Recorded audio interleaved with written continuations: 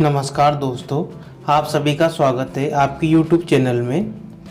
आज की कहानी है भैया दूज लोक कथा। एक बुढ़िया माई थी, उसके साथ बेटे और एक बेटी थी। बेटे की शादी हो चुकी थी। जब भी उसके बेटे की शादी होती, फेरों के समय एक नाग आता और उसके बेटे को डस लेता था। बेटे की वहीं मृत्यु हो जाती और बहू विधवा। इस तरह उसके 6 बेटे मर गए। 7वें बेटे की शादी होना बाकी थी। इस तरह अपने बेटे के मर जाने के दुख से बूढ़ी माई रो रो के अंधी हो गई थी। भाई दूज आने को हुई तो भाई ने कहा, मैं बहन से तिलक कराने जाऊंगा। माँ ने कहा, ठीक है। उधर जब बहन को पता चला कि उसका भाई आ रहा है तो वह खुशी से पागल होकर पड़ोसन के गई और पूछने लगी कि जब बहुत प्यारा भाई घर आए तो क्या बनाना चाहिए। पड़ोसन उसकी खुशी को देखकर जलबुन गई और कह दिया कि दूध से रसोई लेप, घी में चावल पका। बहन ने ऐसा ही किया। उधर भाई जब बहन के घर जा रहा था तो उसे रास्ते में सांप मिला। सांप उसे डसने को हुआ। भाई बोला, तुम मुझे क्यों डस रहे हो? सांप ने कहा, मैं तुम्हारा काल हूँ और मुझे तुमको डसना है। भाई बोला, मेरी बहन मेरा इंतज़ार कर रही है। मैं जब तिलक करा के वापस लौटूंगा तब तुम मुझे डस लेना। सांप ने कहा, भला आज तक कोई अपनी मौत के लिए लौट के आया है जो तुम आओगे? भाई ने कहा, अगर तुझे यकीन नहीं है तो तू मेरे झोले में बैठ जा। जब मैं अपनी बहन से तिलक कर लूँ तब तू मुझे डस लेना। सांप ने ऐसा ही किया। भाई बहन के घर पहुंच गया। दोनों बड़े खुश हुए। भाई बोला, बहन जल्दी से खाना दे, बड़ी भूख लगी है। बहन क्या करे, न तो दूध की रसोई सूखे, न ही घी में चावल पके। भाई ने पूछा, बहन इतनी देर क्यों लग रही है? तो क्या पका रही है? भाई तब बहन ने बताया कि ऐसे ऐसे किया है। भाई बोला, पगली, कहीं घी में भी चावल पके हैं या दूध से कोई रसोई लेपे है? गोबर से रसोई लीप, दूध में चावल पका। बहन ने ऐसे ही किया। खाना खा के भाई को बहुत जोर से नींद आने लगी। इतने में बहन के बच्चे आ गए। बोले, मामा मामा हमारे लिए क्या लाए हो? भाई बोला, मैं तो कुछ नहीं लाया। बच्चों ने वह झोला ले लिया जिसमें सांप था। जैसे ही उसे खोला उसमें से हीरे का हार निकला।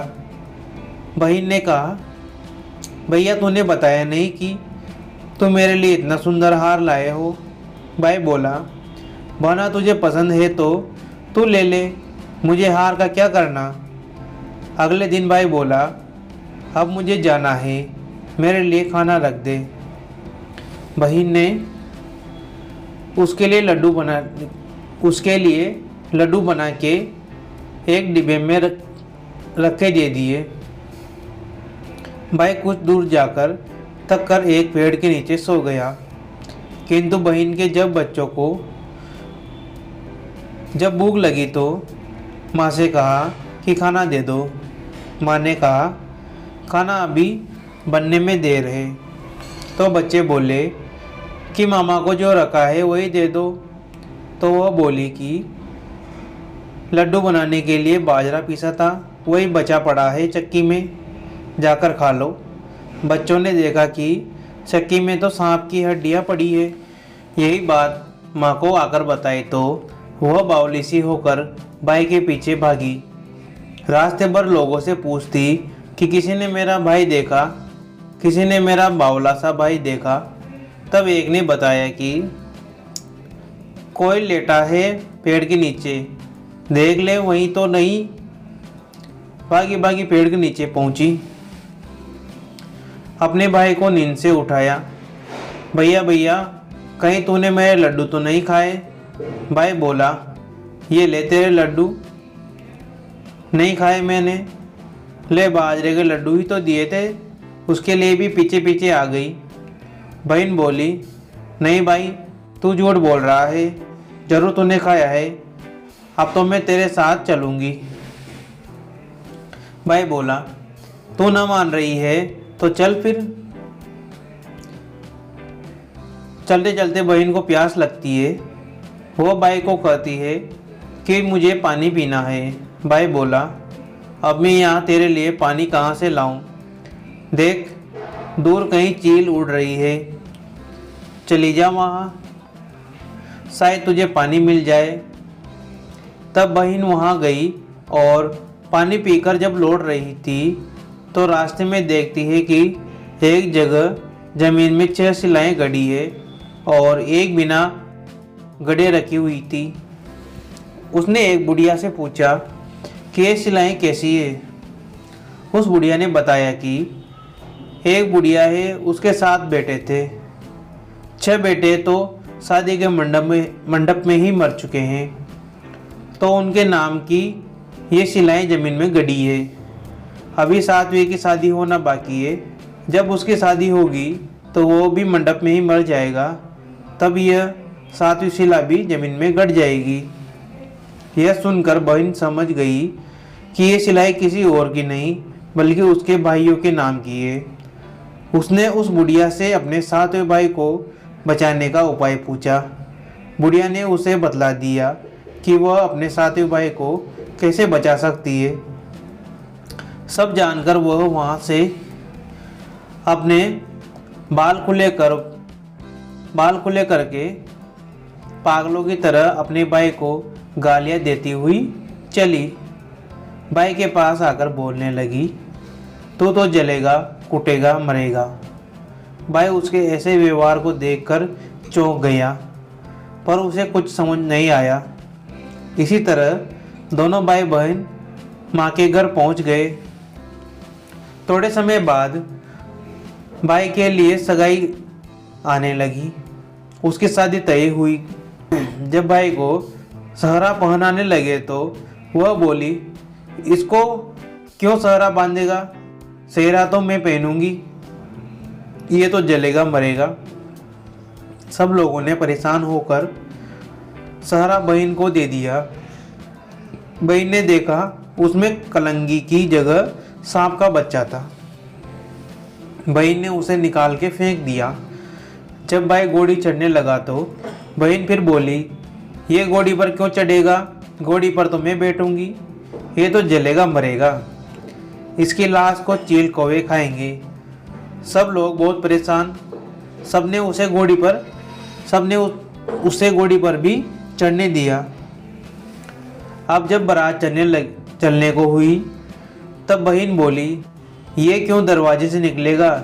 ये तो पीछे के रास्ते से जाएगा, दरवाजे से तो मैं निकलूंगी। जब वो दरवाजे के नीचे से जा रही थी तो दरवाज़ा अचानक गिरने लगा।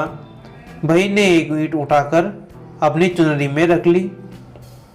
दरवाज़ा वहीं की वहीं रुक गया। सब लोगों को बड़ा अचंभा हुआ। रास्ते में एक जगह बारात रुकी तो भाई को पीपल के पेड़ के नीचे खड़ा कर दिया। बहन कहने लगी, ये क्यों छाँव में खड़ा होगा? ये तो धूप में खड़ा होगा, छाँव में तो मैं खड़ी होगी।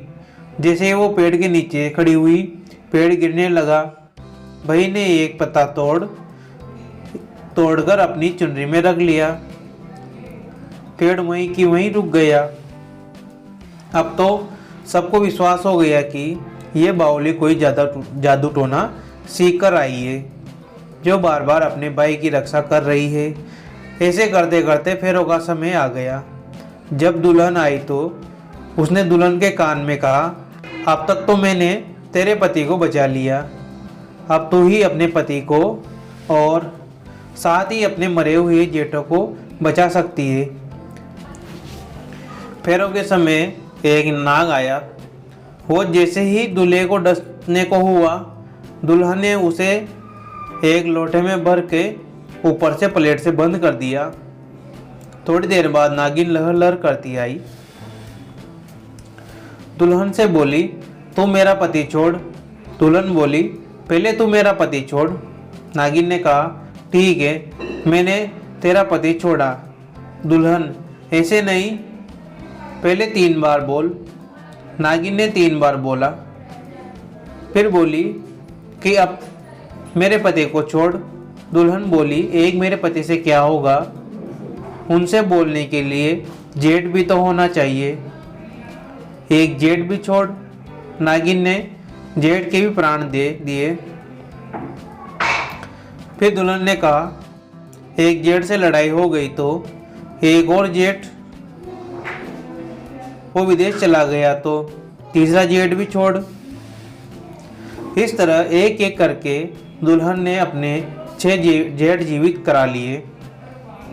उधर रो रो के बुढ़िया का बुरा हाल था कि अब तो मेरा 7वां बेटा भी बाकी बेटों की तरह मर जाएगा। गांव वालों ने उसे बताया कि उसके साथ बेटा और बहुएं आ रही है।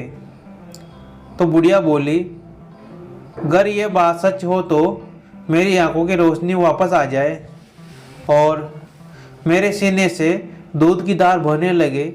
ऐसा ही हुआ। अपने सारे बहू बेटों को देखकर वो बहुत खुश हुई। बोली, ये सब तो मेरी बावली का किया है। कहाँ है मेरी बेटी? सब बहन को ढूंढने लगे। देखा तो वह भूसे की कोठरी में सो रही थी।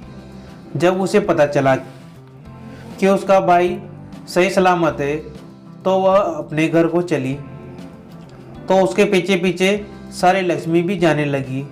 बुढ़िया ने कहा, बेटी पीछे मुड़ के देख, तो सारी लक्ष्मी ले जाएगी तो तेरे भाई भाभी क्या खाएंगे? तब बहन ने पीछे मुड़ के देखा और कहा, जो माँ ने अपने हाथों से दिया वह मेरे साथ चल, बाकी का भाई भाभी के पास रहे। इस तरह एक बहन ने अपने भाई की रक्षा की। जय लक्ष्मी माँ की जय। कहानी को पूरा देखने के लिए आप सभी का बहुत बहुत धन्यवाद। ऐसे ही और मज़ेदार कहानियाँ और ज्ञानवर्धक कहानियाँ देखने के लिए इस चैनल को सब्सक्राइब करें, लाइक करें। धन्यवाद।